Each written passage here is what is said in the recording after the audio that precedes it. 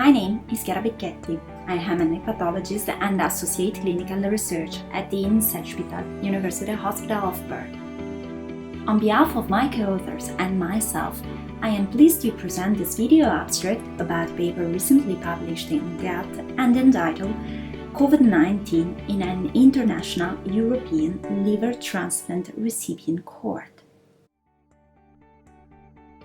This work is the result of an international collaborative effort during a particularly challenging period for the scientific community.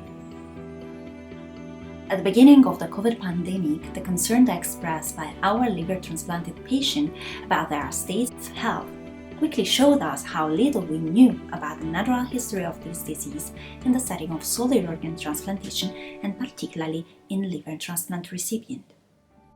At that time, information on natural history of COVID-19 was limited to expert statement and case report. Concerns had been raised regarding immunosuppression therapy, including higher risk of bacterial co-infection and SARS-CoV-2 associated liver injury. These might per se impair the prognosis of liver transplant patients with COVID-19. Furthermore, comorbidities affecting liver transplant recipients might also make them a risk group for poorer outcomes. In an attempt to fill this urgent gap in knowledge, Professor Dufour's contribution was crucial to launch this study.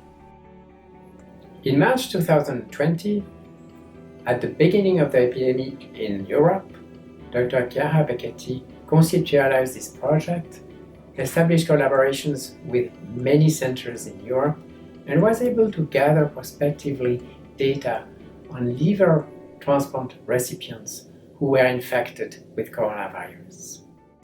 We conducted a European multicentre prospective cohort study recruiting consecutive liver transplant adult recipients from 19 secondary and tertiary liver transplant centers across Europe between the 10th of March and the 10th of May 2020. Overall, 12 centers were able to register cases. 34 patients were excluded according to the definition of suspected cases. Therefore, 57 recipients with PCR swab confirming tests were included. The overall characteristic of the study population did not substantially differ from that of general population, although metabolic and cardiovascular disease and history of neoplasia are more represented in our cohort as expected.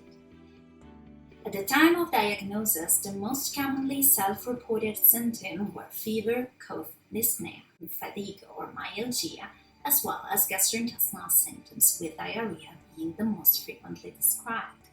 When long-term and short-term recipients were compared in terms of symptoms at presentation, fever and dyspnea were significantly more frequent among long-term recipients. When very short-term recipients were considered, fever and cough were significantly less prevalent. Overall, treatment reduction was observed in 39% of patients, and complete discontinuation was reported in the 7%. Considering individual therapies, antimetabolites were the most frequently discontinued drugs, whereas the calcineurin inhibitors were the most frequently reduced ones. Among hospitalized recipients, 10% were admitted to the intensive care unit, while 90% developed acute respiratory distress syndrome. That was registered in 7 cases, corresponding to 12%, all of whom were hospitalized with acute respiratory distress syndrome. Overall, case fatality rates was 12% in our population, which increased to 17% among hospitalized patients. 5 out of the 7 patients who died had a history of neoplasia. Among them, 3 had an active neoplasia at the moment of the COVID-19 diagnosis.